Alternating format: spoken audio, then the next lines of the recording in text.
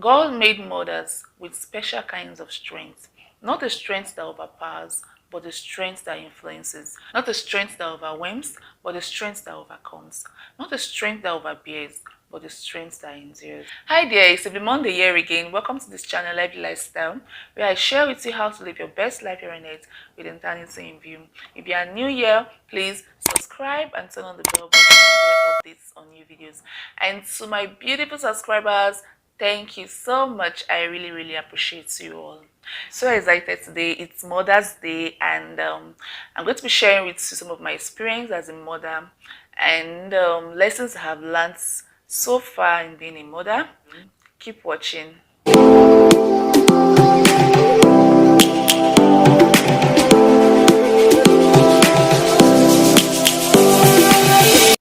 Being a mother goes beyond giving birth to a child, but nurturing the child physically, emotionally, spiritually, right from conception even to old age. Being a mother is a lifetime thing. So I've come to understand that being a mother is a very important role for us as a female. I'll be given the special grace to be a mother. Okay, so today I just want to share with you some experiences I have. For me, I wouldn't say I really prepared myself in being a mother. The only thing I had in mind in being being my life going forward as being a mother was that I remember one day I was studying God's word, and I discovered a name. I think the Greek grace, and it means carries. And I was so excited. Like, I just thought about that. Like, oh, okay, my if I and before then I've loved twins. I love twins. Like, I had twins as my roommates in school. I love the way they look, the way they do things. Like, it was just so exciting. I was like, okay, we have to have twins. And so studying my Bible that day, I just saw the name Grace means carries, and I also saw Kara as joy. So I thought to myself that I wrote it down. I wrote it down. I wrote the meaning. I underlined that part of my Bible that day. That, like, if I'm going to have twins, these are going to be their name, Caris and Kara. Immediately after I graduated, I got married, and I'm still excited about the whole marriage thing. I never really had in mind what motherhood is going to be like and all that. So like I said, being a mother goes beyond just giving birth to a child. So I had mothers around me. I had elderly women who were to give me advice and who counsel me, you know, a newly wedded lady. What's life going to be like? And the only experience I had, I think, was growing up with my parents in their marriage, and that's basically what I knew. Thank God for marriage counseling. We went through marriage counseling class, and it was really wonderful. It gave me some ideas and some things to expect in marriage and all that.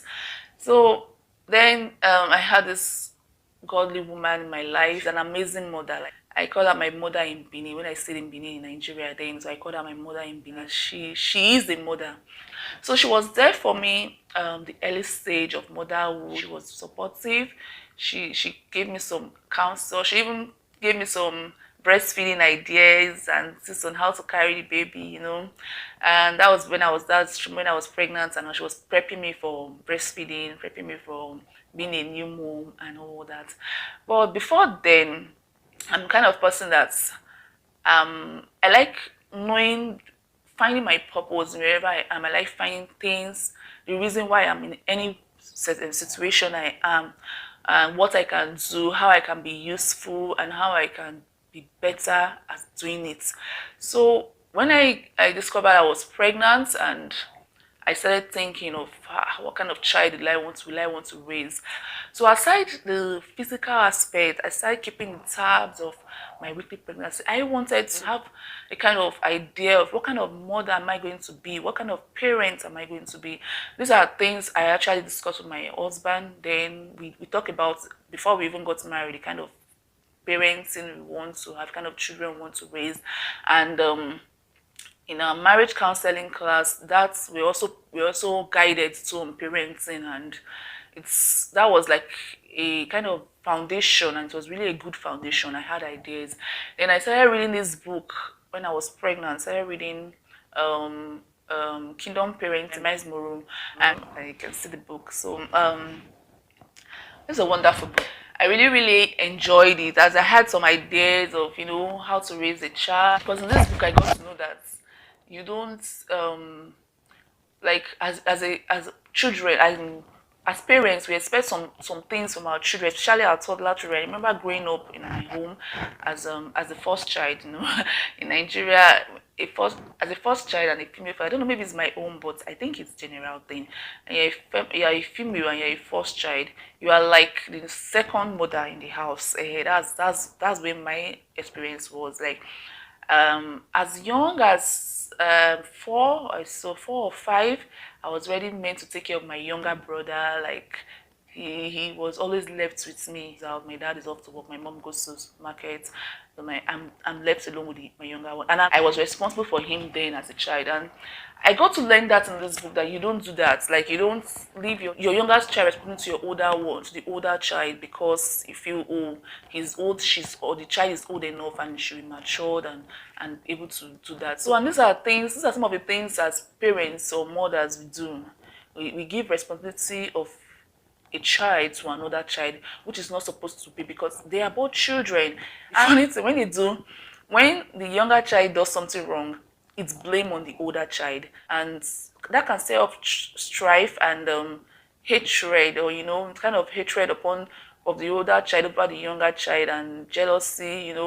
So these are some of the things I actually learned reading this book, and coupled with my experience as growing up as a child. Growing up, I didn't like it. Like I was always blamed for everything my younger brother does. So I had to start reading, how I want to raise up my children, what kind of life do I want my children to have. So, and I got some ideas, and I always ask questions as a mother, especially new moms. Like you don't think you know everything. Practically, it's not as easy as when you read it in books. So in Benin, I had this woman, and I could always go to her whenever I had questions, even in marriage, some questions, how to relate with my husband, like maybe, being a new wife, and I got married, I got pregnant almost immediately, and so it's a whole new big life change for me, and a lot that I don't know, like probably these are things I've read in books. Now the life is coming practical, like I need to live this life now. Even right from when you are pregnant, you start nurturing your child, you start speaking. That was when I learned how to speak to your child, even in the womb. How communicate. It sounds kind of funny. It sounds funny, like you're talking to you. Sometimes it's like you're talking to yourself, but yeah, and the child is listening. The child has ears. So I learned that during marriage counseling class, you speak to your child.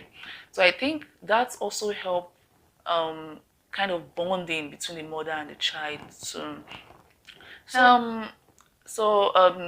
Feeding a child. My first child is a picky eater, so it wasn't easy though. But so I had to try new things. That one of the stress of being a mom. Like you have to try things, think about what the child will eat, think about what you will eat, and what about your husband will eat. It's stressful. So as mothers, it's not easy to raise up a child, to raise up another human being. Your role doesn't stop at giving birth.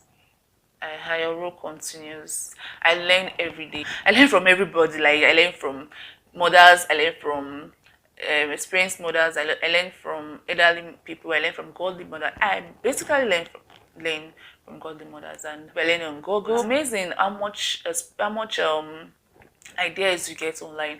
But this is me. I don't just go online and Google and take everything I see and apply it. I go on Google, I select things I need, the things that are beneficial to me, the situation on ground, and weigh it with God's word. For me, any other life aside the life of Christ is not life. I don't just assume I know it all. There are junks on the internet, but there are also amazing stuff.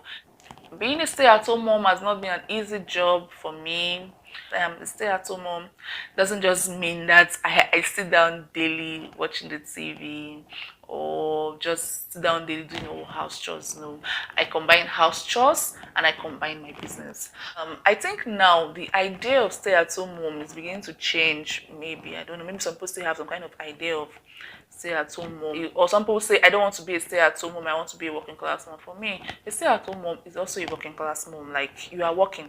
Because when someone says a stay-at-home mom, it doesn't just mean the person is sitting down at home 247, doing house chores and taking care of children and watching TV. No, there's a lot more work doing staying at home than just that. For me, I would basically say I work from home. I bake. I used to bake in Nigeria and I still bake right now. I bake from home. And I used to sew also, which I also do now. So being there for your children at the formative years, for me, is a priority. It's something I really want to do. I want to be there for them at, that early stage. Because that's basically the time when they need you the most. The young ones, they're coming up, they don't really know anything. You are the one that guides them. You are the one that showed them the world. It's not like it was easy for me. Like I said, I learn every day. For now, I used to feel like I want to get a job. I want to look for a job. Like, I've written CVs, I've written applications, sent letters and all that out there looking for jobs. But, well, I was a bit selective. I was telling someone that I want the kind of job when then in Nigeria, when I'll start by 9 o'clock and close by 12 o'clock. And the person, I'm like, that means you are going to be working in your husband's house now. It was funny. But that's because I really want to be there for my children.